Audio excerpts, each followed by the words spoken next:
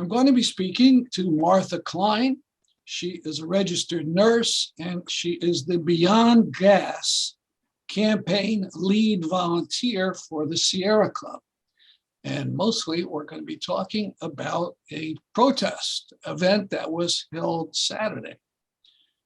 Good evening, Martha. Hi, Stan. So Saturday, I understand it was pouring rain in Hartford. Why did people come out for a protest?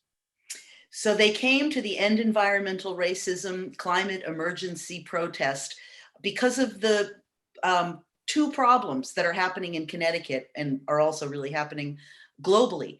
There's the problem of environmental injustice and environmental racism, which is the problem that the majority of energy infrastructure, trash incineration, manufacturing, and industry are located in low wealth and communities that are predominantly made up of people of color. Black and brown people are breathing dirtier air than the amount of emissions they create, and white people are breathing cleaner air than the amount of unless they're poorer create. White people. Unless they're living in low wealth communities where you have the identical things happening. And they're very often the same communities. Yes, correct. Yeah. And then the other problem is that Connecticut is actually expanding how much fossil fuels they're going to burn. And that makes environmental injustice and environmental racism worse, because those increased emissions and the increased air pollution impact the low wealth communities and the people of color first and worst, for a number of reasons. It's partly exposure. It's partly where people live. It also has to do with access to resources or the lack of access to resources.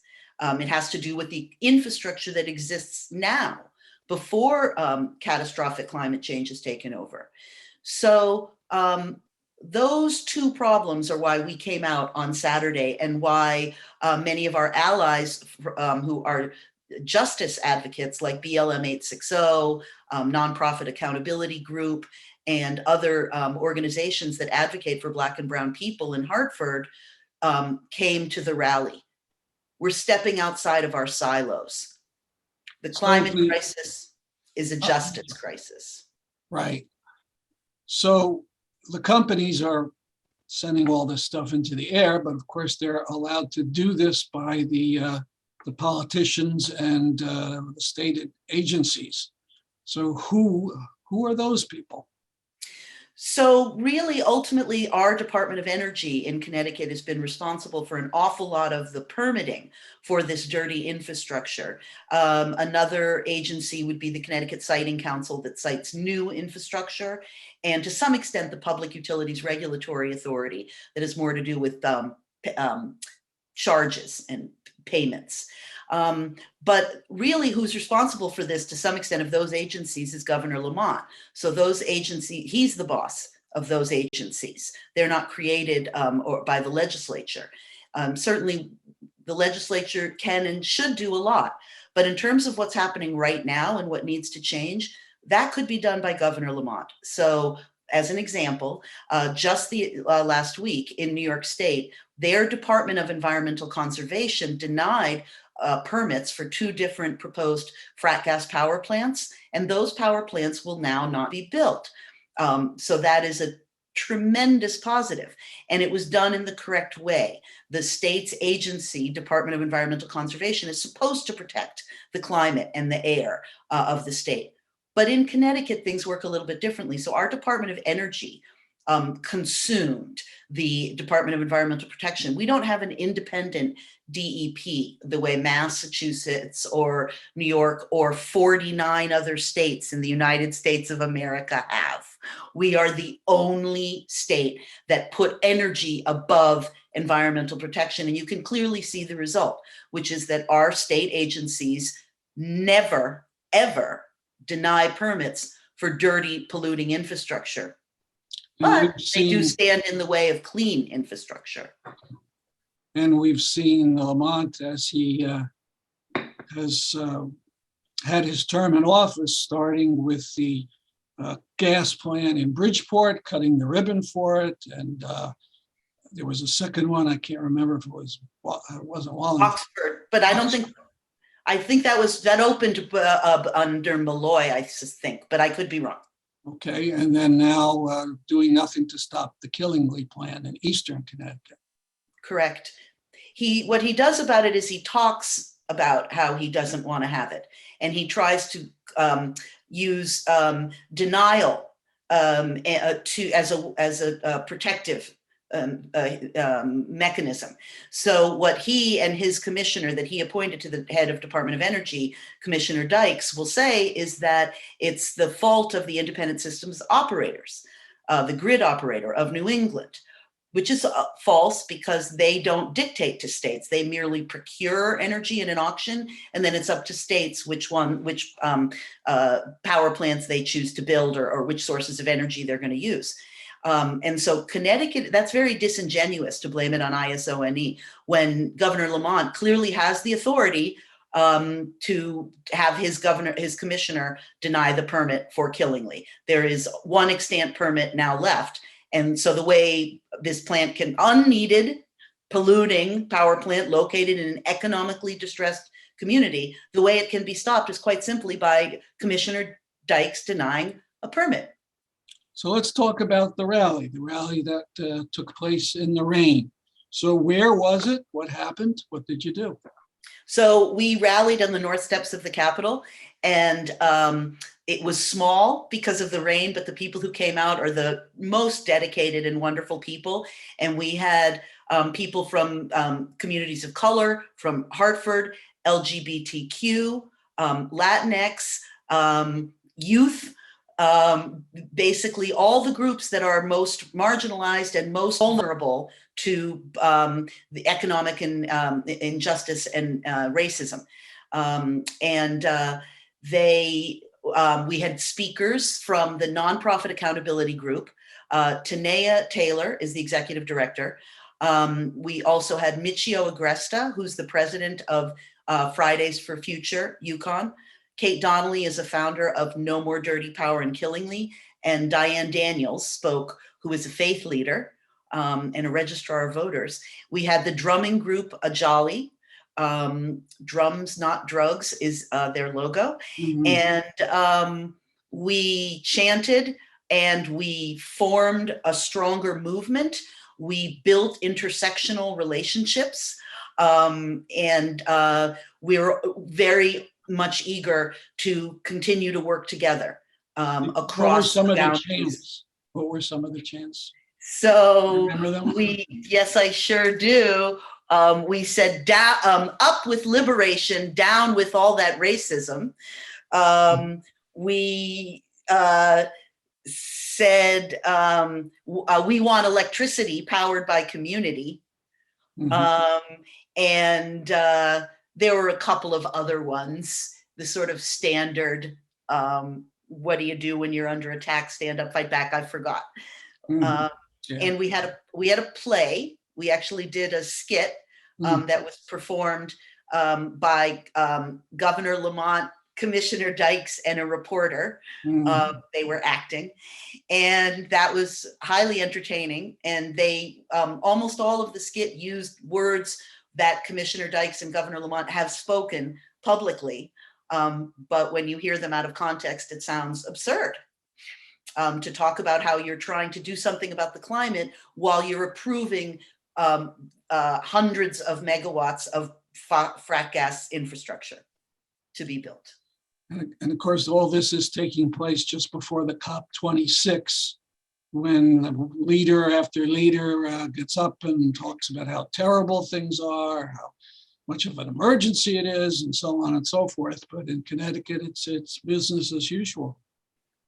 It very much is, and it's almost feels a bit ironic that it seems like President Biden may be a little bit more advanced than Governor Lamont on climate. I don't want to go out too far on a limb here by saying that, but President Biden has pledged us to the United States to the methane pledge to reduce methane emissions 30% by 2030.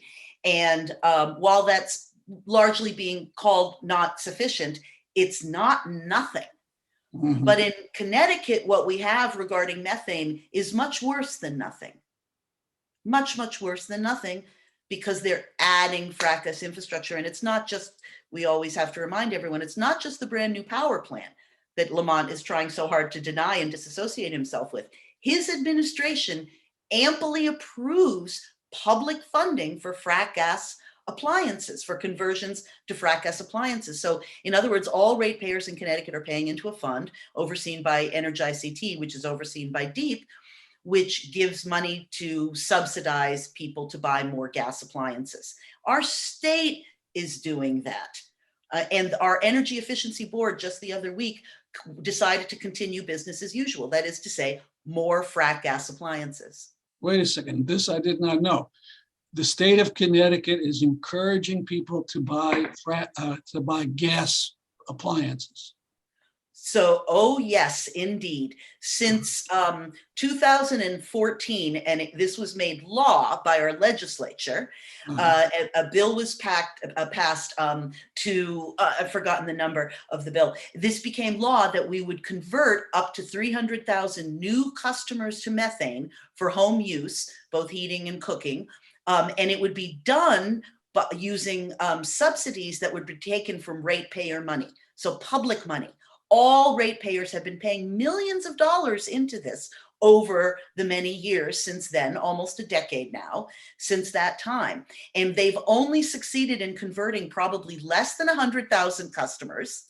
Okay, so the program completely failed. They totally missed their targets. Furthermore, they've used false advertising to do this. And that's been, there's been dockets opened at Pura because of some of the problems with this expanding methane use campaign that's run by the state. The state made this happen and the state is overseeing it. And Lamont cannot disassociate himself from that.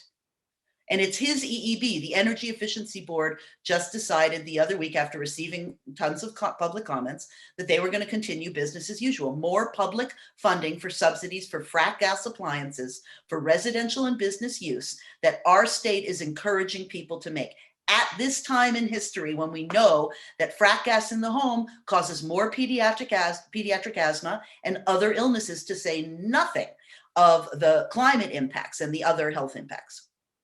And with the climate impacts, all the methane that leaks out in the process of producing and sending it through the pipelines and such. The recent articles just come out today in response to the new methane pledge are saying that the amount of methane leaks are underestimated by between 60 to 100%. That's from Earthworks and from EDF. And of course, we know that's true. Remember, Sierra Club Connecticut has now done 2 studies on methane leaks within our state. Hard science, objective data research, actually going out and physically measuring the leaks from gas pipelines, all in Hartford and a few other cities. And they're leaking it up to 5 times the rate that Pura has recorded. So the hope, of course, is that the demonstration and the others that occurred will get the politicians to change. We haven't seen much from the governor. What about others? Are there other politicians who you think might put in some legislation next year, maybe to get rid of the subsidy or to stop Killingly or any of those kind of things? Certainly there is an environmental caucus and the Black and Latino legislative caucus. And they're both very concerned about climate and are likely to introduce better legislation. So again, that yes, we have some very good environmentally minded legislators in Connecticut. However, they truly cannot stop Killingly, for example, or the other frack gas power plants that are proposed and other projects like compressor stations and so on. And furthermore, we really need the executive body to do something about, which includes DEEP, the Department of Energy, to do something about the Energy Efficiency Board. That's not something that the legislature can change, can fix. And so we need Governor Lamont to do that. There need to be more community people put on that Energy Efficiency Board. And they need to be doing something more for energy efficiency for the people that need it the most. So we're not weatherizing the absolutely most vulnerable homes in Connecticut, which we absolutely are the places where we should be weatherizing and then solarizing, right? So the people that are most vulnerable. So what are we doing? We're offering them methane appliances. So these are in the homes where people have the highest rates of asthma and the highest energy costs.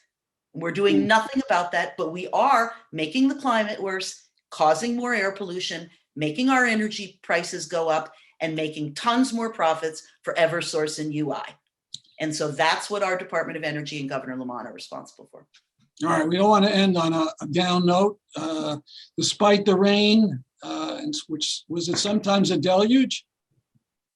It didn't. So there is a goddess, and we know that we are loved because between 2 and about 3:30, it was sort of just a consistent sprinkle. And the deluge didn't start until we were really beginning to part. And you thought it was, you used the word in emails, fantastic. It was really fantastic because the intersectionality is happening. So the anti-racist climate justice movement is building. We've recognized that environmentalism is a silo. It doesn't work. It's elitist. It's white. And what that rally was about, and what I think we succeeded in doing, was in broadening and diversifying and strengthening our movement. And that is what it's going to take to win, is all of us together intersectionally fixing these problems of justice and climate. Well, thanks so much for speaking with me today. Thank you, Stan, for everything.